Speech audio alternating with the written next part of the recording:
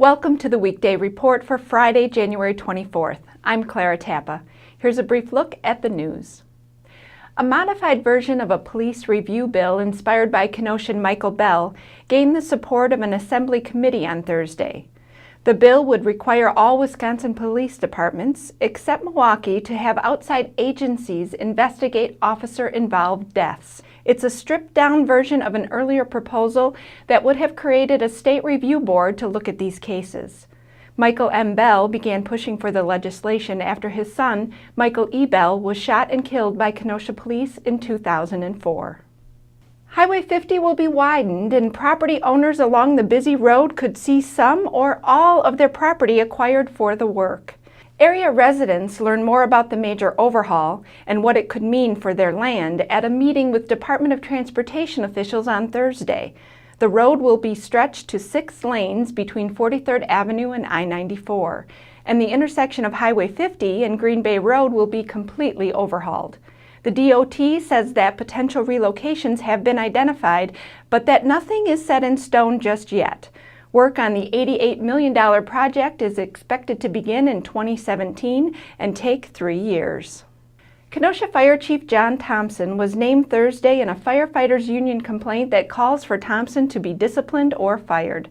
The complaint, filed with the city's Police and Fire Commission, lists numerous allegations against Thomsen, including verbal abuse, use of graphically violent, obscene and vulgar language, and use of a homophobic slur against Union President Jeremy Ryan. Thomsen was not immediately reachable for comment. People who heat their homes with propane are seeing spiking costs amid rising demand. Jill Roselle filed this report. With propane in short supply, area distributors are recommending a few tips on how to conserve fuel. For one, they say you can turn down your thermostat a couple of degrees. Also, if it's not absolutely necessary, you don't have to heat your garage. They're also recommending that if you have elderly neighbors who use propane to heat their homes, that you should knock on their door and make sure they have adequate supply. They recommend calling to refuel your tank when 35% of the fuel is left in the tank. For the Kenosha News, this is Jill Roselle. Thanks, Jill. Parkside scored a win over a ranked opponent in men's basketball action Thursday night. Here's Mike Johnson with the story. Jimmy Gavin scored a career-high 30 points to lead the UW Parkside men's basketball team to a 76-74 win over 7th-ranked Bellarmine on Monday at the DeSimone Gymnasium.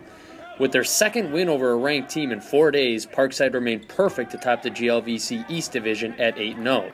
The Rangers conclude a difficult week by hosting yet another ranked team on Saturday in number 9 Southern Indiana. Mike Johnson, Kenosha News. What's trending today? Jelly Belly has added a new flavor to its menu, draft beer, inspired by a German Hefeweizen. The company says the alcohol-free treat is the world's first beer-flavored jelly bean. Would you consider giving it a try?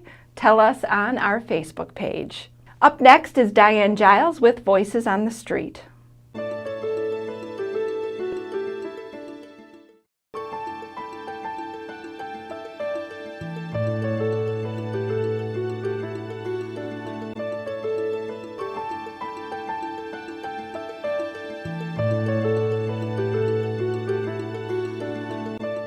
When you're a little kid, you want to stay up late at night, as late as you can. As you get older, sleep becomes your friend. This is Diane Giles. I came over to the Daily Dose today to ask people, what's the longest you've ever gone without sleep? And this is what they had to say. Probably about a day and a half when I was traveling on a plane and I couldn't sleep. About 22 hours when I was in the Army. I did a Relay for Life thing, and you're supposed to stay up for 24 hours or all night, and I ended up staying up the whole day after that. Thanks, Diane. Now here's a look at what we're working on today. James Lawson has a look at the 2014 housing sales forecast for Kenosha County.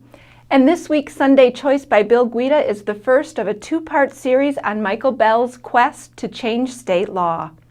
Pick up a copy of the Kenosha News and check kenoshanews.com for all the details on these stories and more. I'm Clara Tappa with the Weekday Report.